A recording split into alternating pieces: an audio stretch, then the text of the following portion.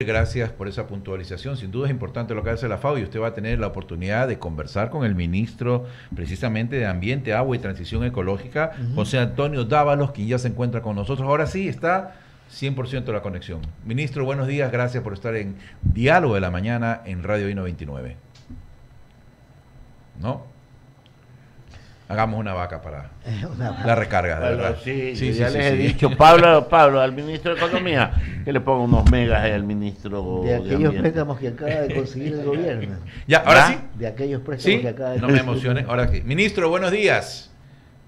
Buenos días, mis estimados. Les pido mil disculpas. No se preocupe, ministro. De su tiempo y sí le llegó la recarga que le enviamos, sí le llegó. Estamos haciendo una vaca, $5 o $2. ¿Cuánto nos dura esa recarga? ¿10? Unos 10 minutos. Bueno, okay. Con eso tenemos para la conversación. Muy bien. Ministro, buenos días. Permítanos, la primera pregunta es que nos explique qué es esto de Verdún. Yo sé que estuvo por Loja, es la primera área de protección del sur del Ecuador. ¿Qué implica todo esto, ministro? Está bien informado usted. Sí, es algo que nos llena de muchísimo orgullo. Estábamos muy contentos ayer. Esto significa nuestra primera área de protección hídrica en el sur del país. No será la única, ese es nuestro compromiso. Hasta el último día de trabajo esperamos poder declarar al menos 3 más en el sur del país para garantizar estas fuentes hídricas. Lo particular de esta es que se encuentra en lo que conocemos como la alacena del sur del país, Catamayo, muy cerca de Loja. Esto nos permite a nosotros garantizar agua en cantidad y calidad directamente para 8.000 personas, con una protección de 8.000 hectáreas. Lo interesante acá es que no es solamente para 8.000 personas en sus casas, sino también para unidades productivas, para seguir produciendo el tomate, la albahaca, el pepino que consumimos en el resto del país. La idea es que esto se replique con estas otras 3 áreas de protección hídrica que declararemos hasta el final de la gestión, y con eso vamos a estar garantizando las cuencas del sur del país, algo que ya hemos hecho en la parte norte. En anterioridad hemos podido declarar, esta es nuestra área de protección hídrica número 15, y como digo, pues esperamos declarar algunas más hasta el último día. Ya en la práctica y lejos de la teoría que está muy bonita, ministro, ¿qué significa esta declaratoria? ¿No se va a poder acceder, explotar cuestiones mineras alrededor de estas fuentes hídricas? ¿Cómo controlar lo que usted nos está diciendo que es un sistema de protección? ¿De qué manera? Esto le da la fortaleza a las comunidades que están dentro de estas 8.000 hectáreas para proteger esas fuentes hídricas. Entonces esto significa que pues si hay agricultura no se haga cerca de las fuentes hídricas, si hay ganadería no se haga cerca de esas fuentes hídricas, para garantizar que no se dé minería cerca de estas fuentes hídricas, no porque de hecho las vayan a contaminar, ni la ganadería, ni la agricultura, ni la minería son contaminantes como tal, sí son demandantes de agua y hay un potencial riesgo de contaminación. La idea es que con esto garanticemos que esa agua sea pura, por eso siempre hablo de calidad y cantidad, no es solamente que tengan la provisión, sino que esa sea un agua de calidad, pero le da, como digo, la potestad a las comunidades, a los GATS de la zona de poder proteger esas fuentes hídricas. La otra consecuencia directa es que les permite a otras instituciones públicas del Ejecutivo poder activarse en esas fuentes hídricas. Ayer mismo conversábamos con el MAC y a raíz de esto el MAC ya puede desarrollar 2 proyectos de riego tecnificado en la zona que le permiten a los agricultores regar sus plantaciones, sí, pero hacerlo de una manera tecnificada que nos garantiza que el desperdicio sea mínimo, si no inexistente. Ministro, doy paso a mi compañero Ramiro Cepeda con más inquietudes. Ministro, ¿cómo está? Ahora que ya recuperamos los megas. Un poco para repasar la historia, y de la historia aterrizamos en lo importante del recurso agua. En el mundo, en la historia de la humanidad, guerras se han dado por el control del agua, bien sea para la navegación, bien sea para la agricultura, bien sea por estrategia, cualquier cosa. Se dice que en el siglo XXI el mundo va a necesitar más agua, y el Ecuador, y esta es la pregunta, ¿qué cantidad de agua tiene con respecto a la población mundial? Porque se sostiene que nuestra zona es bendecida por tener recursos hídricos bastante importantes que van en mayor relación de la población que tenemos. ¿Nos podría dar cifras, números y situación? Cifras no exactamente, pero le voy a compartir un lanzamiento que hicimos hace poco del Atlas ambiental e hídrico del país. Ahí va usted a poder tener la información de las fuentes hídricas que tenemos. Encantado de compartirse las cifras exactas de la relación del agua que tenemos frente a la población mundial. No tenemos. Sí tenemos, por supuesto, para cubrir las necesidades del país, pero ya hemos visto cómo en el mundo empiezan a haber unos estiajes terribles. Y de hecho Ecuador no ha sido la excepción. Ayer mismo el Ministerio de Energía y Minas se vio en la necesidad de sacar un comunicado porque producto del estiaje no estamos pudiendo generar la cantidad de energía eléctrica que necesitamos. Entonces el agua no hay que calcularla solamente, o la provisión del agua no hay que calcularla solamente en consumo, sino también en soberanía alimentaria y energética. Eso hace que sea bastante difícil calcular exactamente cuánto tenemos en relación a la población mundial. En el país, para consumo humano, tenemos suficiente agua, la seguiremos teniendo si es que continuamos con los cuidados que hasta ahora hemos realizado, pero tenemos que garantizar también que esa agua sea suficiente para la soberanía alimentaria y para la generación de energía eléctrica. Sí, es claro, porque se sostiene, y esto es una realidad, que el Ecuador está desperdiciando mucho recurso hídrico, porque en la época que tenemos abundancia de agua, no tenemos cómo, nuestros embalses no están o ubicados en las zonas adecuadas, o se sobredimensionan las precipitaciones que hay que abrir con puertas para dejar pasar el agua. ¿Cómo hay que un poco equilibrar esto para que el desperdicio de algo que se transforma en el oro del ser humano, pues sin agua no podemos vivir, pueda no ser desperdiciado en estas dimensiones? Mire, ahí hay que atacar el problema por dos lados. El primero, ambos igual de importantes. El primero es la información, la data. Exactamente poder contestar la pregunta que usted me hacía hace un momento. ¿Cuánta agua necesitamos? ¿Cuánta agua tenemos para comer, para producir alimentos, para tomar agua, para bañarnos, para producir energía eléctrica? Entonces, el primer punto es la data. Por ese lado hemos trabajado fuertemente con el INAMI, se lo ha fortalecido. Imagínense que cuando llegó esta administración, el INAMI era similar al servicio que daría un país en guerra. Hoy hemos alcanzado a subirlo 1,5 puntos en una escala de 5 respecto a este tipo de servicios, un estándar internacional. Ha mejorado mucho y eso nos está ayudando a poder tener información más certera de cuándo tenemos estiaje, cómo van a ser las lluvias, qué tanta agua vamos a tener. Y también estamos trabajando, ya hemos trabajado y lanzamos un plan de adaptación al cambio climático, que a usted le permite saber: vamos a sufrir por el cambio climático y estamos sufriendo, de eso no hay duda, pero este plan de adaptación al cambio climático le permite a usted saber dónde va a tener sequías para no irse a producir alimentos allá, porque entonces va a requerir muchísima más agua de la que requeriría en un sitio donde no hay sequías.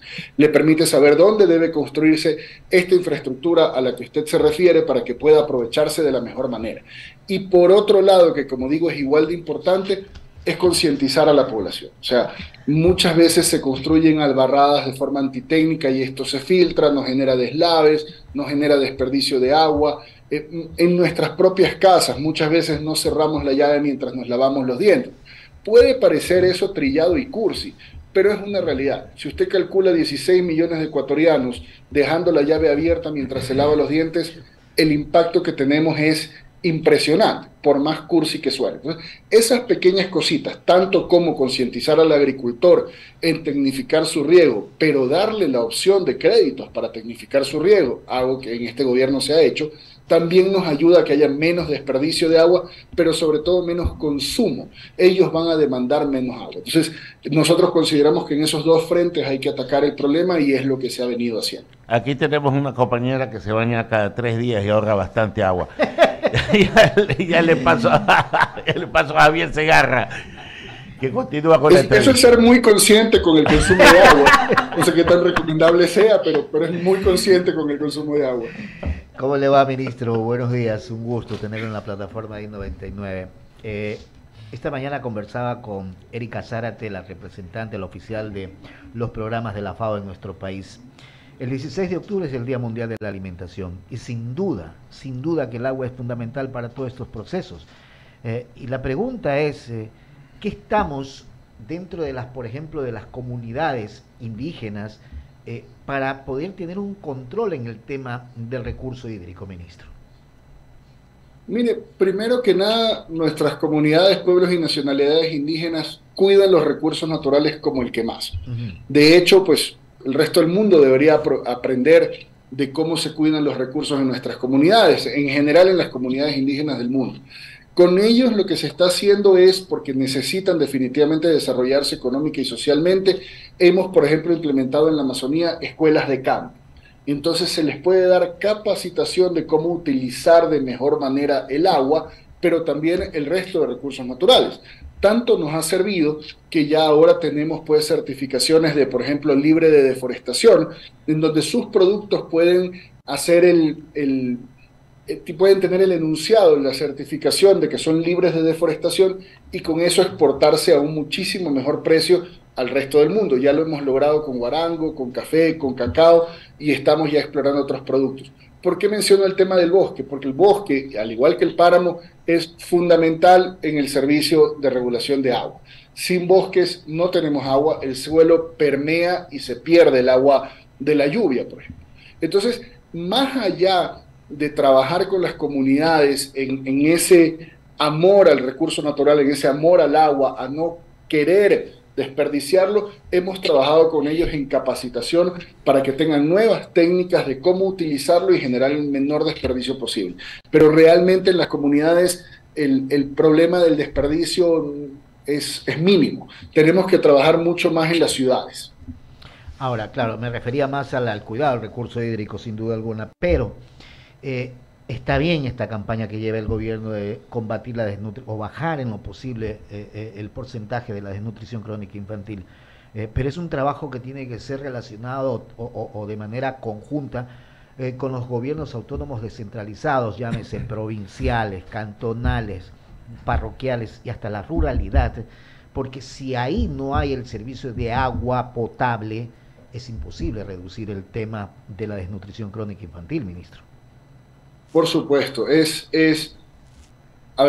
impensable que en el año 2023 todavía haya gente que no tenga acceso al recurso agua. Eso es un tema que no debería dejarnos dormir a ninguno de nosotros.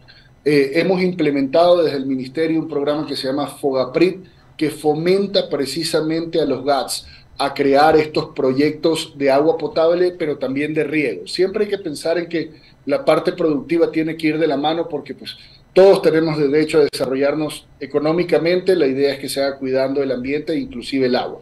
Y con este proyecto nosotros lo que hacemos es acercarnos a los GATS, una vez que se identifican, como usted sabe que tenemos desde la Secretaría Técnica de Lucha contra la Desnutrición Crónica Infantil, los lugares en donde hay una mayor tasa de desnutrición crónica infantil, y en esos sitios colaborar primero técnicamente a desarrollar el proyecto para que pueda obtener una viabilidad, y luego a través de este programa FOGAPRIT darles el financiamiento para la construcción. Ya a través de este programa en estos 2 años hemos financiado 17 de estos proyectos. Uno de hecho se inauguró hace unos pocos meses y estamos a punto de inaugurar, esperemos que 2 más hasta que termine nuestra gestión. Más allá de eso, lo que se trabaja es también con la iniciativa privada.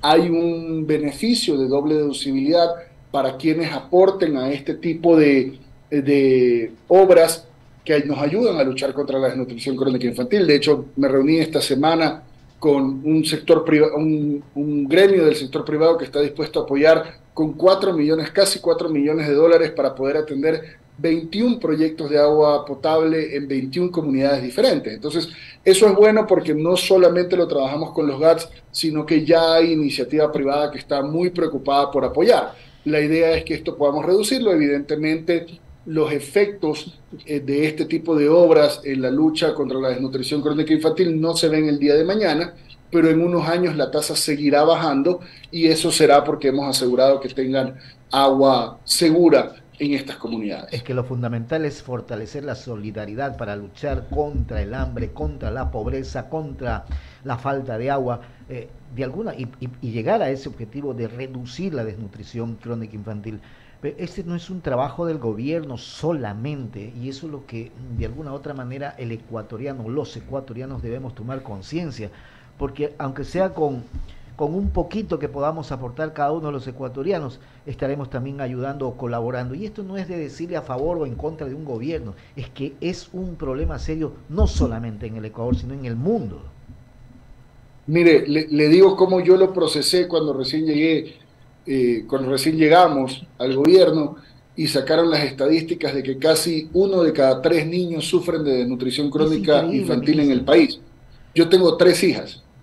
Eso matemáticamente me decía que estadísticamente una de mis 3 hijas debió haber sufrido de desnutrición crónica infantil. Entonces, si eso no lo mueve, uno no tiene corazón. Entonces, como digo, todos deberíamos estar preocupados en eso. Afortunadamente puedo decirle que ya hay mucha más conciencia en el asunto, no solo en el trabajo del Ejecutivo y los GATS, sino de la propia ciudadanía y la iniciativa privada que está dispuesta a financiar este tipo de obras, o sea, a ver que la gente pueda tener finalmente agua. Y lo otro, el desperdicio de alimentos, que no puede darse hoy en este pleno 2023, en este siglo, que gente que desperdicie comida cuando hay tanta hambruna. Sí, eso es un serio problema. De hecho, el otro día compartíamos un estudio que se hizo hace poco de no solamente la cantidad de alimento que se desperdicia que pudiera alimentar al resto del mundo que no tiene alimento, sino esa comida que termina en un botadero, que termina en un relleno sanitario, la contaminación que genera al no ser tratada de forma correcta, cuando con esa misma comida podríamos alimentar gente, pero además podríamos generar compost, evitar que se convierta realmente en un desperdicio. O sea, por donde usted lo mire, el tema del desperdicio de agua y comida es un sinsentido. Volviendo al tema de lo que ocurrió en Loja, ¿para cuándo tendrían ustedes inaugurar o establecer otro similar? De hecho, y encantado los invito, el 12 de octubre ya vamos a estar también en el sur del país, en el Pangui, y vamos a declarar 2 APH adicionales, una que es la del Pangui y otra que es la de Yansatsa, que es muy interesante porque sabemos que en el sur del país hay minería. Entonces, ojo, no es que es un tema contrario, no son de hecho excluyentes, pero sabiendo que hay minería, sabiendo que hay ganadería, tenemos que ir a esas fuentes hídricas a cuidarlas. Y pues los temas se socializan mucho y, como le digo, ¿quién podría oponerse a cuidar las fuentes hídricas para asegurar que podamos seguir bebiendo agua, ¿no? Ministro, queremos agradecerle por haber estado con nosotros en la plataforma. Un buen día. Gracias a ustedes, nuevamente disculpas por la demora. Gracias por la recarga y espero que la recarga funcionó. Este es un servicio que hay 99 a todos los funcionarios del gobierno ya que están chilos. Gracias, ministro. Gracias, ministro. Buen día. Gracias, hasta luego. Hasta luego, el ministro de Ambiente. La verdad que son temas importantes. Mucha gente no le para bola a esto. Es que, claro, cuando te sientas en una mesa y tienes el alimento y sabes que tienes el agua en tu llave, en tu grifo, no sientes. No sientes y se te hace como lejano allá el que no tiene. No.